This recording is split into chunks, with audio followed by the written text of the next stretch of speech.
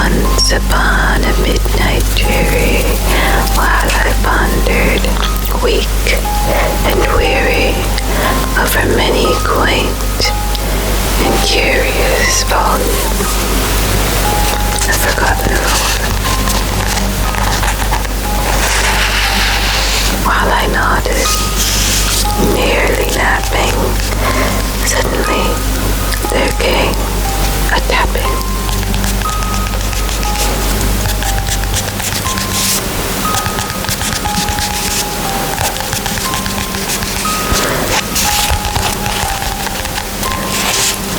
As of someone gently rapping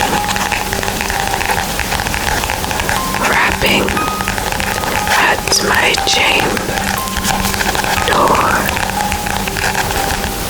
'Tis some visitor, I muttered, tapping at my chamber door.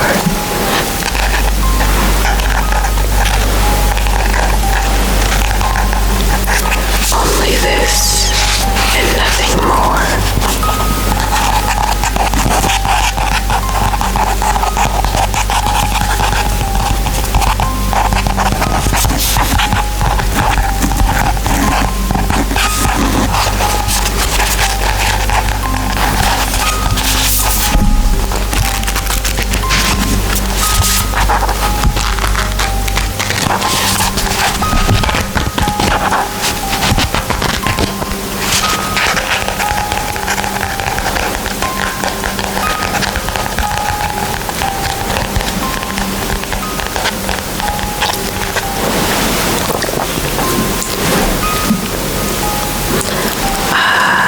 Distinctly I remember it was in the bleak December, and each separate dying ember brought its ghost upon the floor. Eagerly I wished for morrow. Vainly I had sought to borrow from my books the surcease of sorrow. Sorrow for the lost Lenore, for the rare and radiant maiden whom the angels named Lenore, nameless here forevermore. And the sad, uncertain rustling of each purple bird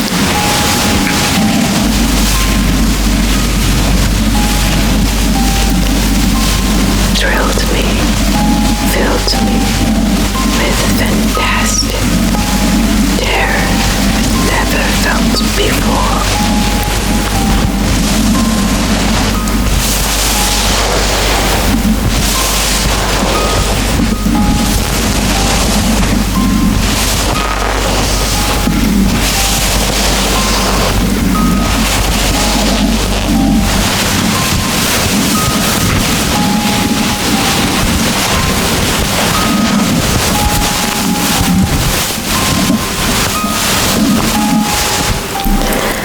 So that now, to still the beating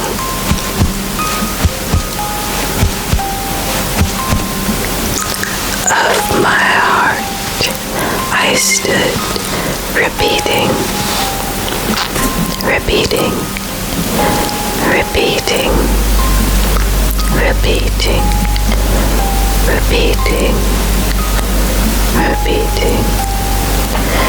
'Tis some visitor entreating entrance at my chamber door.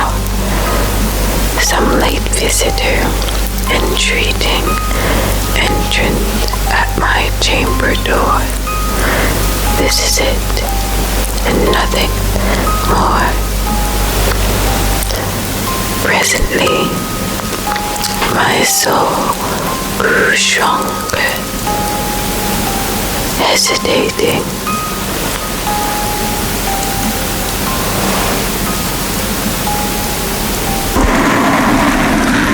Then no longer. Sir, said I, or madam, truly your forgiveness I implore.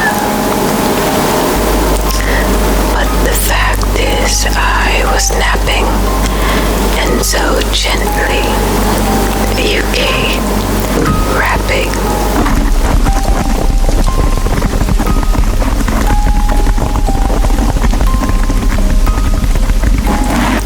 So faintly you came tapping.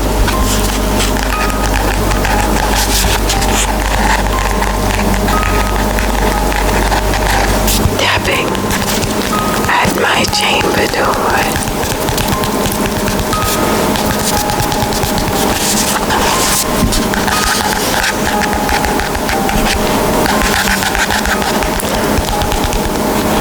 That I scarce was sure I heard you.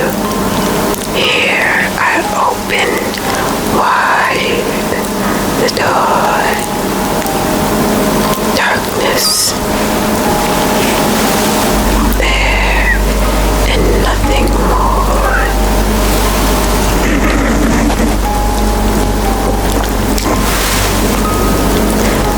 Deep into the darkness peering, long I stood there, wondering, fearing, doubting, dreaming, dreams no mortal ever dared to dream before. But the silence was unbroken, and the stillness gave no token, and the only word there was spoken was the whispered word, Lenore, Lenore, Lenore. This I whispered, and an echo murmured back the word, Lenore, Lenore, Lenore. Merely this, and nothing more.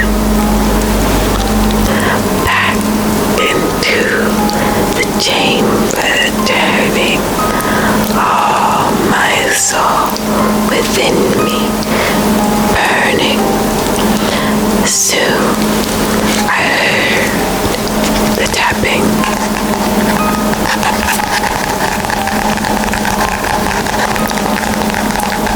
Somewhat louder than before.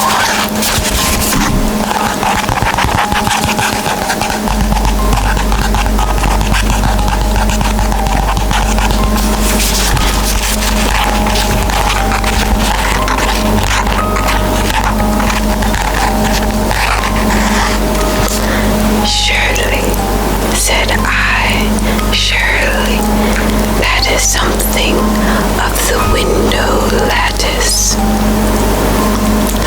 Let me see then what thereat is, and this mystery explore. Let my heart be still a moment, and this mystery explore. 'Tis the wind and nothing more.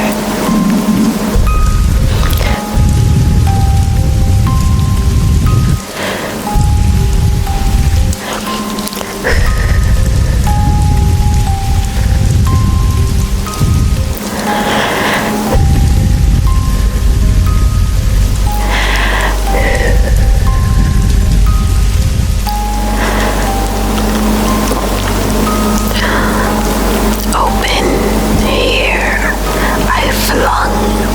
the shutter when, with many a flirt and flutter,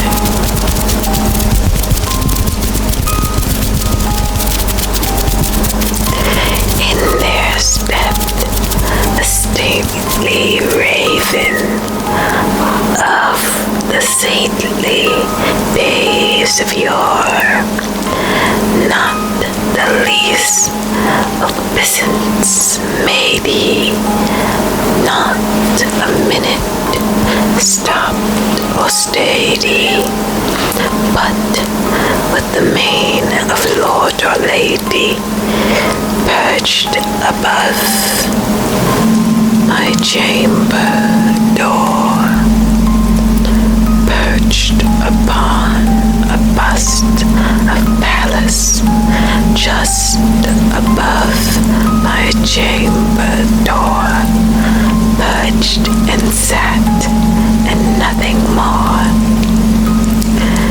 Then this ebony bird beguiling my sad face into smiling by the grave and stern decorum of the countenance it wore.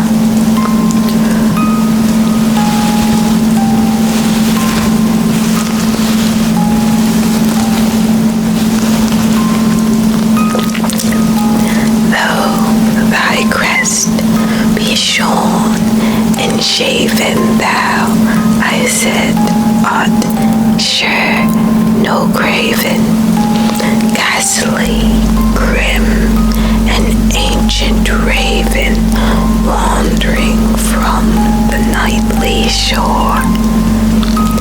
Tell me what thy lordly name is on the night's Plutonian shore. Quote the raven, nevermore.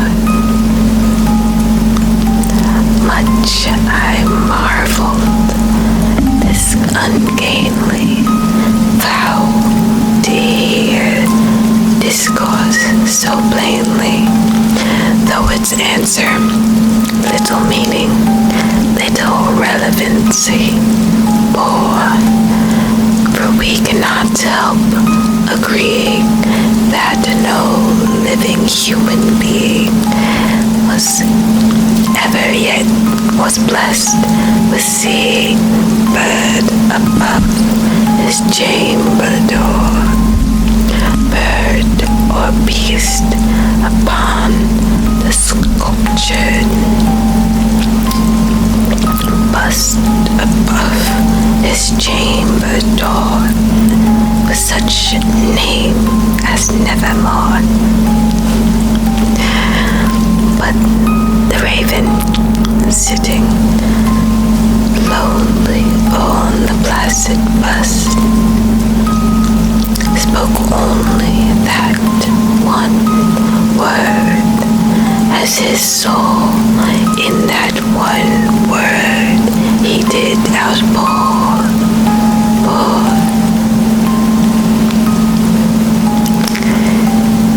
Nothing further than he uttered, not a feather, then he fluttered,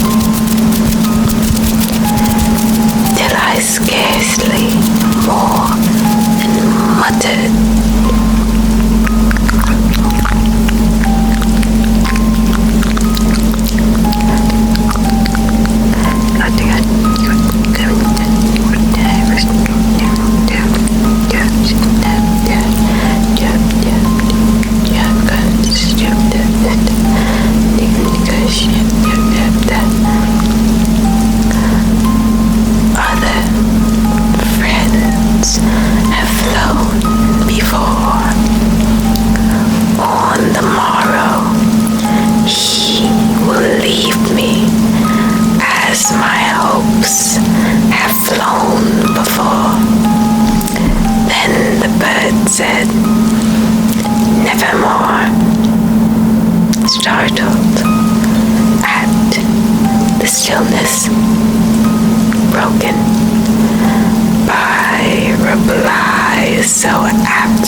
spoken.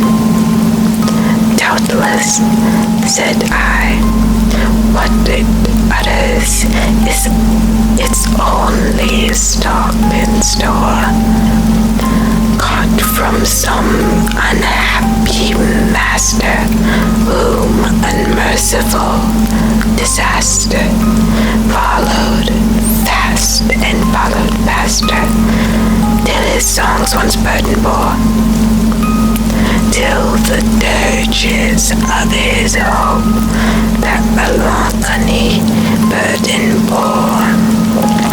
Never, nevermore.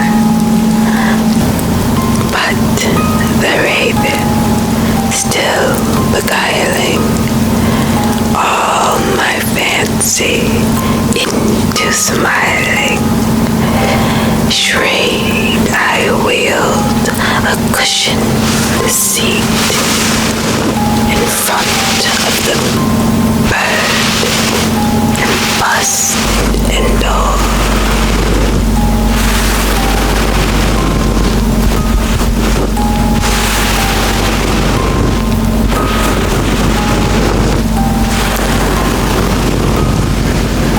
Then upon the velvet sinking, I betook myself to linking fancy unto fancy, thinking what this ominous bird of yore, what this grim, ungainly, ghastly, gaunt and ominous bird of yore meant in croaking nevermore. This I sat engaged in guessing, but no syllable, A, E, I, O, U, expressing to the fowl whose fiery eyes now burned into my bosom's core.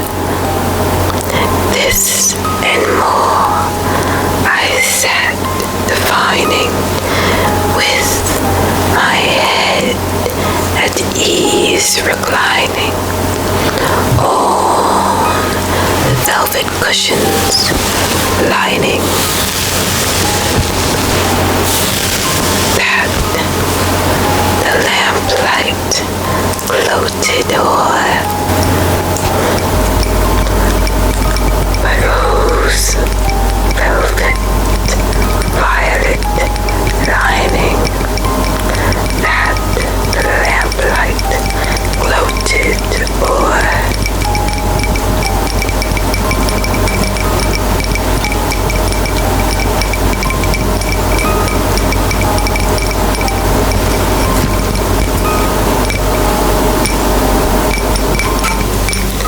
She shall press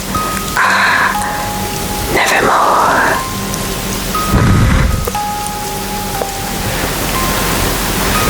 Then methought the air grew denser, perfumed by an unseen censer.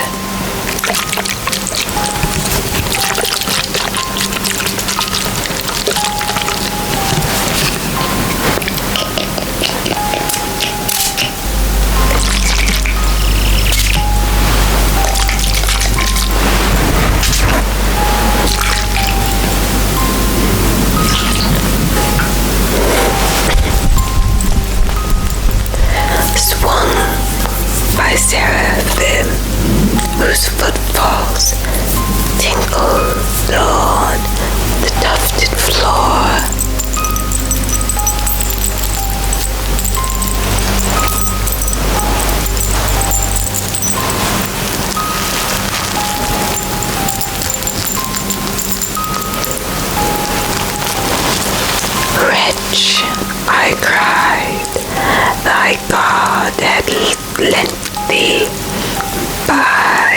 his angels he has sent thee. Respite, respite, and repent from thy memories of Lenore.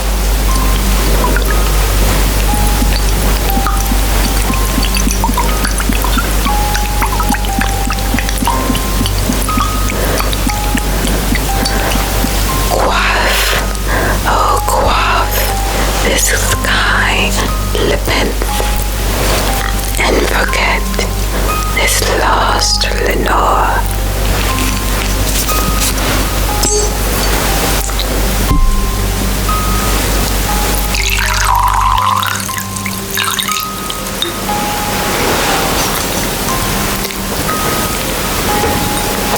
Quote the raven, nevermore, prophet, said I, thing of evil, prophet still, if bird or devil, whether tempter sent thee, or whether tempest tossed thee, here ashore, desolate, yet all undaunted, on this desert land enchanted, on this home my horror haunted. Tell me truly, I implore, is there balm in Gilead?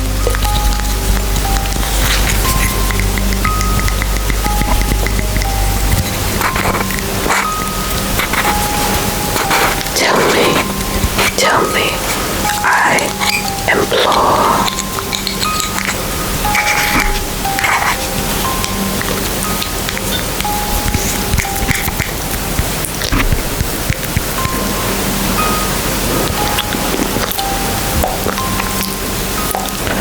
Quote the raven, nevermore.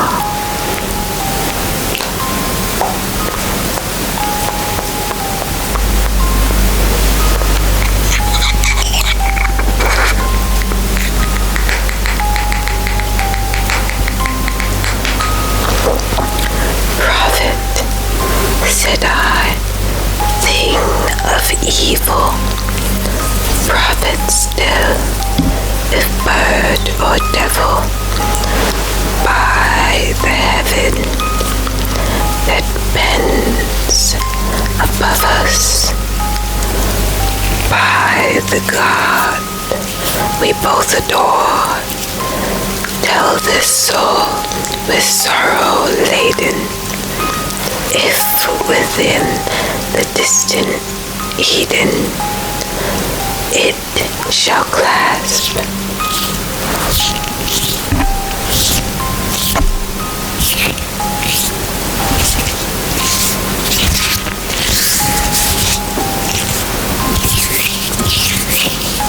A sainted maiden who the angels named Lenore, clasp the rare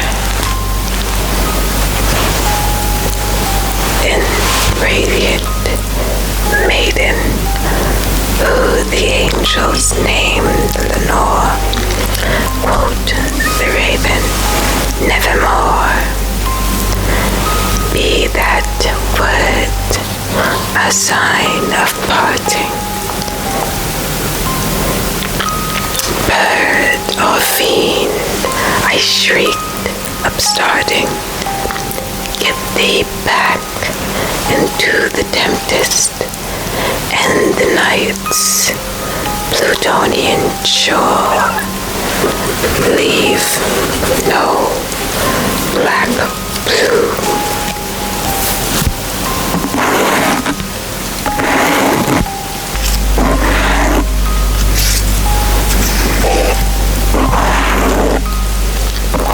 As a token of that lie that soul has spoken, leave my loneliness unbroken. Quit the bust above my door. Take thy beak from out my heart, and take thy form from off my door. Quoth the raven, nevermore. And the raven, never flitting, still is sitting, still is sitting on the pallid bust of Pallas, just above my chamber door. And his eyes have all the seeming of a demon's that is dreaming, and the lamplight o'er him streaming throws a shadow on the floor, and my soul from out the shadow that lies floating on the floor shall be lifted nevermore, nevermore, nevermore, nevermore, nevermore.